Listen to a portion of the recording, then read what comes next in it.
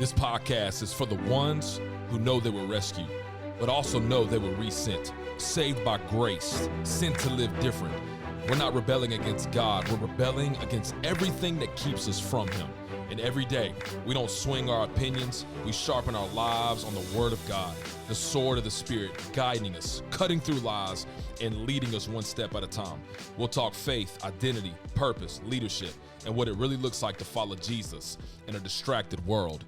Welcome to the Daily Rebel. All right, here we go. Last couple days of the Daily Rebel this week, and we're going to be looking at part 1 called The Nature of Heavenly Wisdom today, and part 2, The Nature of Heavenly Wisdom tomorrow. So here's the deal. James chapter 3, verse 17. If you have a Bible, let's go. But the wisdom from above is first pure, then peace-loving and gentle. So James has shown us counterfeit wisdom, where it comes from, what it produces. It's earthly, unspiritual, demonic, and now he shifts because not all wisdom is corrupted, obviously. There is another kind, a different source, a different nature, a different outcome. He calls it wisdom from above. It's not this developed or manufactured thing, but it's given. And before he talks about what it produces, he shows us what it is. Because if you don't understand the nature of real wisdom, you'll keep mistaking the fake for the real. So this is what James is saying. He says, but the wisdom is from above. So this wisdom has a source. It doesn't rise from within you. It comes down from God. And that matters because the source determines the nature. And then he lists characteristics, not actions first, attributes. Because real wisdom is not just what you do, it's who you are becoming. And the first word he uses sets the tone for everything else. First, pure. Meaning this is primary, it's foundational. Everything else flows from this. And then he says, peace-loving, gentle. These are not signs of weakness, they're actually signs of control. So of maturity, of a heart aligned with God. So James is showing us heavenly wisdom is not loud, it's clean, it's calm, it's controlled. So based on that, let me give y'all 3 points. So number 1 is this, is pure wisdom is unmixed and uncompromised. It says first pure. So this is where it starts. Pure means clean. It's unmixed. It's not diluted by selfish motives, not contaminated by these hidden agendas. God's wisdom does not compete with sin. It doesn't coexist with compromise. It's whole. It's consistent. It's aligned with truth all the way through, because once purity is compromised, everything else begins to shift.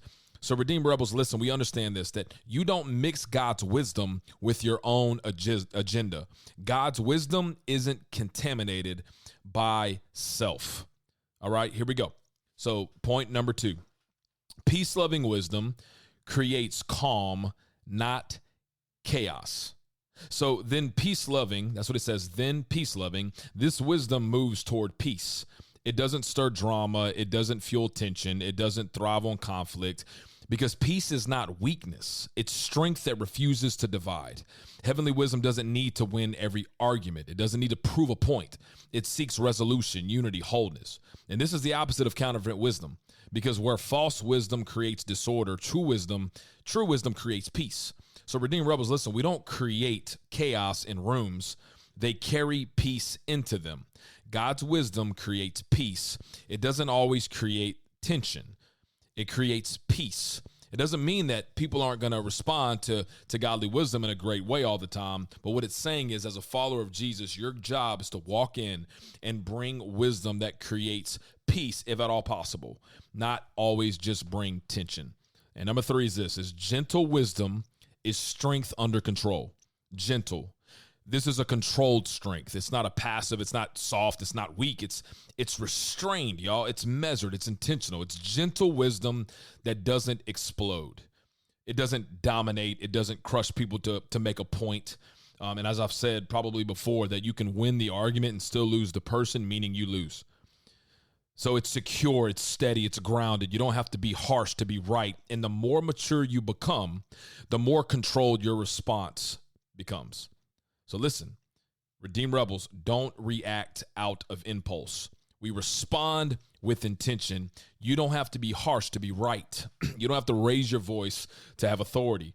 James shows us something powerful, that heavenly wisdom isn't just different in what it does. It's different in what it is. Heavenly wisdom is pure, it's peaceful, and it's gentle. So here's my question for you today is, does your life reflect that kind of wisdom? Or does it reflect something else? Listen, we need to understand something powerful. If it's from above, it will look different. It'll be a different dynamic. And when wisdom comes from God, it changes how you live before it changes what you produce. Tomorrow, we're going to finish up the week by talking about heavenly wisdom part 2. We'll see you tomorrow on the Daily Rebel.